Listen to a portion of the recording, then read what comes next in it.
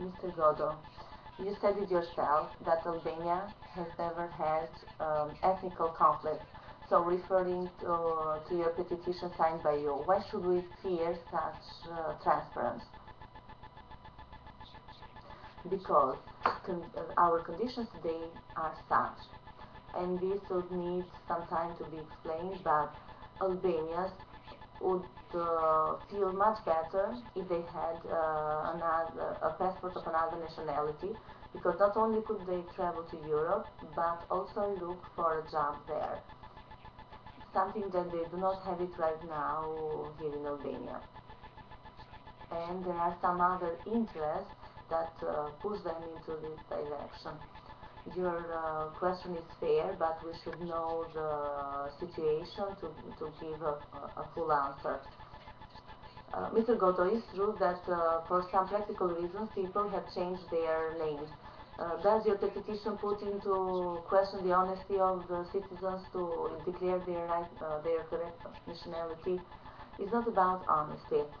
Uh, it's the interest of some categories, the pensions that are paid illegally here, etc., etc.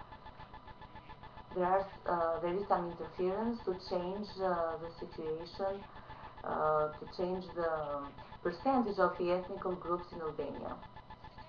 Mr. Godo, this has to do with the man and his integrity. Does it show fear and inferiority of the Albanian society to the right of the individual to express his identity? No.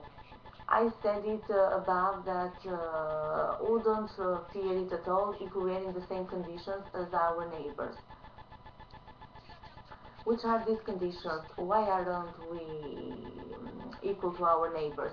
Let's take our nearest neighbor, Greece, for example. It is part of the European Union for a long time now, and Greek people have no problems to move and look for a job in every country of the world. We do not have this right yet. So for me, this registration would be appropriate in the moment that we are part of the European community.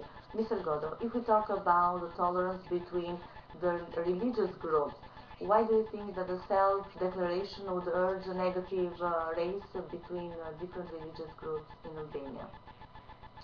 So I think that people have abandoned religious division a long time ago now, and there are a lot of mixed religious families all over Albania now. In fact, no one asks you in the street if you are a Christian or a Muslim. It's out of vocabulary.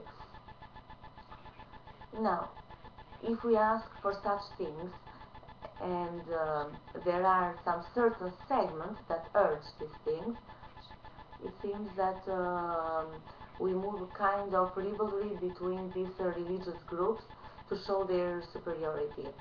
We have great religious harmony that would be an example for a lot of other countries in the world. So we don't need to urge these things and these tendencies now.